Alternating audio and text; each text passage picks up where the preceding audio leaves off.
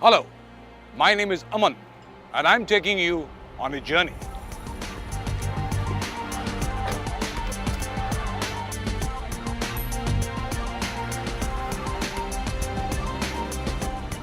This is a journey of learning and knowing our legal rights and our legal remedies.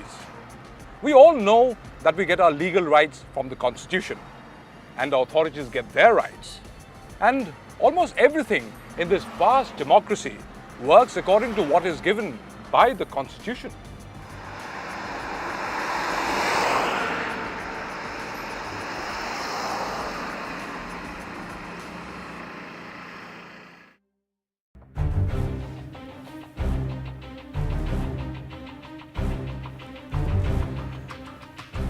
Do you know that the Constitution draws its validity and authority from the people itself? The preamble says, "We, the people of India." The people of India. That is, the citizens of India solemnly resolve to constitute India into a sovereign, socialist, secular, democratic republic.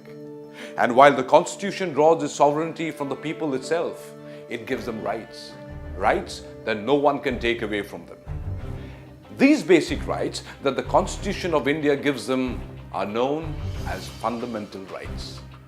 These rights universally apply to all citizens, irrespective of class, race, religion, caste, gender, or birthplace. The Constitution gives all its citizens equality and freedom to exercise fundamental rights. And if you feel that your fundamental rights are violated in any manner, you can directly approach the High Courts or the Supreme Court of India, because these rights are the foundation principles of democracy. Now, these fundamental rights ensure that every citizen of the country get equality and freedom at all levels, and ensures all legal possibilities to obtain justice, live a dignified life, and to create a vigilant, sensitive, and enhanced society. The right to equality is a fundamental right, which ensures that the state will treat everybody same. That means everybody would be treated equally for opportunities and services, rights and responsibilities.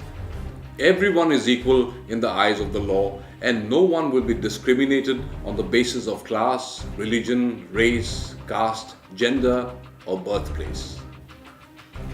Practice of untouchability is an offence under the Constitution and is a punishable act.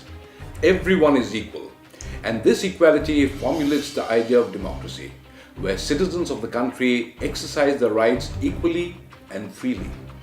The Constitution of India ensures the basic rights to its citizens, and this includes the right to freedom, the right of free speech, the right to assemble peacefully without arms, or form associations or unions or cooperative societies.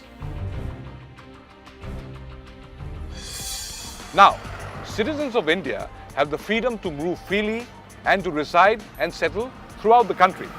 Well, except in Jammu and Kashmir, where there are certain restrictions. We, as citizens of India, have freedom to practice any profession or occupation, trade or business, and this right also provides right to life and personal liberty.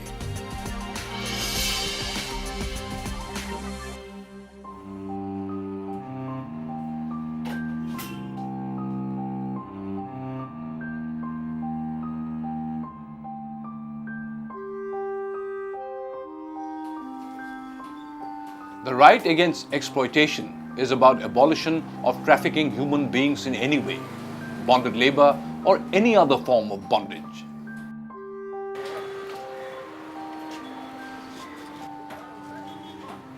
The right against exploitation ensures that nobody should be exploited. Child labor is a crime and a punishable offence.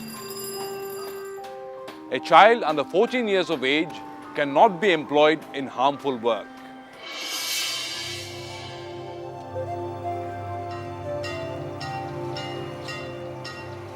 Citizens of India are free to practice, preach and propagate any religion of their choice. You can organize religious activities, set up charitable institutions, and legally accumulate property for this purpose. The state cannot compel any person to pay taxes for the promotion of a particular religion's social welfare and reforms. Also, a state-run institution cannot impart education that favors one particular religion, nor such institutions can compel their students to be associated with religious practices of any particular religion. And that is the right to religious freedom according to the Constitution. The right related to culture and education is a special measure to protect the rights of the minorities. All minorities have the right to conserve the language, scripts and culture, and no member from the minority community can be denied admission in any government-aided institution. All minorities can set up their own educational institutions to preserve and develop their own culture, and the state cannot discriminate against them in granting aid on this ground.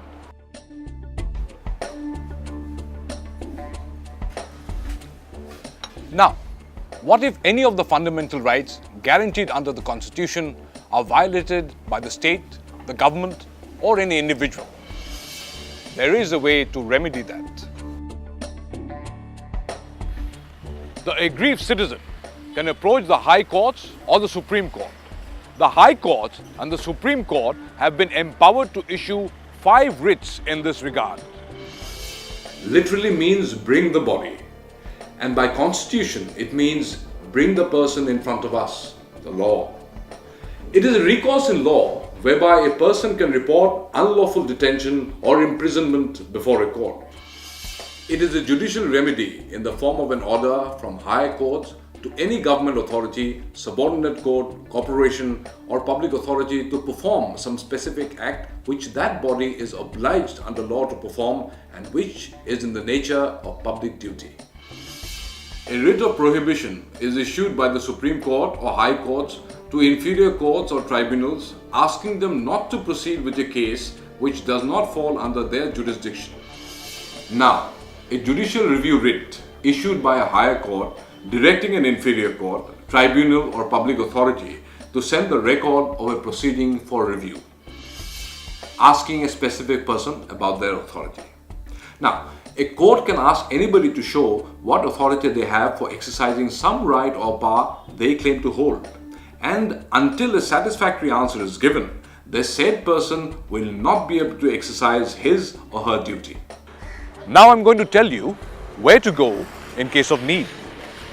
In case of violation of fundamental rights, you can directly move the Supreme Court of India or the High Courts. Legal Aid Center. If you are entitled to free legal aid, you can also file writ petition through District Legal Services Authority, High Court Legal Services Committee, or the Supreme Court Legal Services Committee.